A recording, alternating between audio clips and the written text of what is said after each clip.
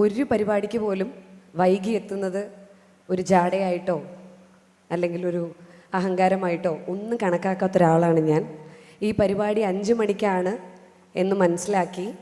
കാരണം അത് നോട്ടീസിൽ 5 മണിയായിരുന്നു.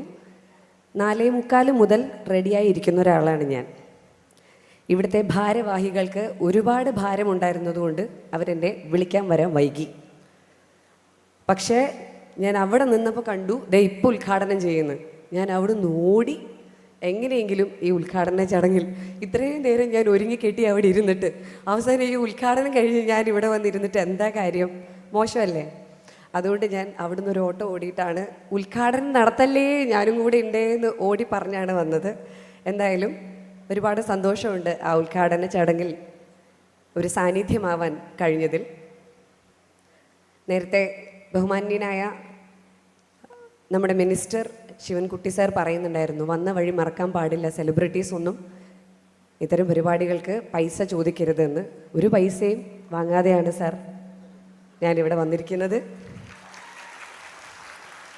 ഒരിക്കലും വന്ന വഴി മറക്കില്ല. കാരണം എനിക്ക് ഏറ്റവും ഇഷ്ടം കോളേജ് കുട്ടികളെയാണ്. കാരണം അവരെ പോലെ ഇത്രയും വൈബ്രൻ്റായിട്ട് വേറെ ആരാണ് ഈ ലോകത്തുള്ളത്?